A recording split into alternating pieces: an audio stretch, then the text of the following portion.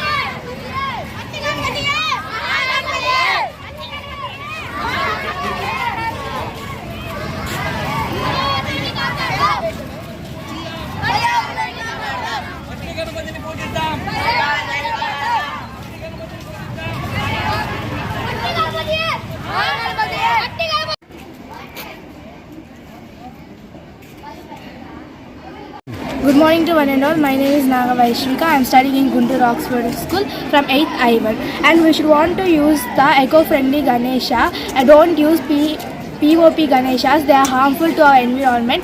Use clay Ganeshas and save the environment. Thank you. నేను Guntur Oxford Ongole 1 బ్రాంచ్లో చదువుతున్నాను. నేను 8వ తరగతి చదువుతున్నాను. మనం మట్టి గణపతిని పూజించటం వల్ల మనకి ఎన్నో లాభాలు ఉన్నాయి.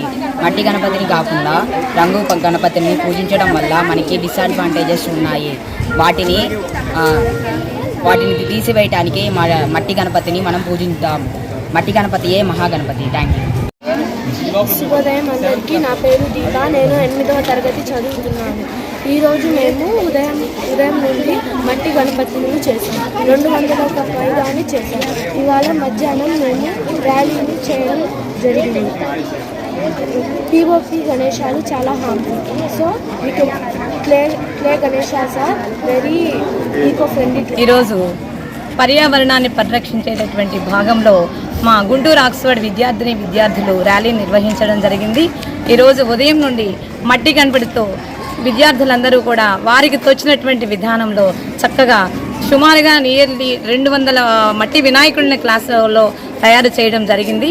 వాటిని తీసుకొని ఈరోజు ర్యాలీ నిర్వహించారు. పర్యావరణాన్ని పరిరక్షించాలి అనేటటువంటి నేపథ్యంలో గుంటూరు ఆక్స్ఫర్డ్ స్కూల్ ఇటువంటి ర్యాలీలను నిర్వహించడం ప్రతి సంవత్సరం జరుగుతూ ఉంటుంది.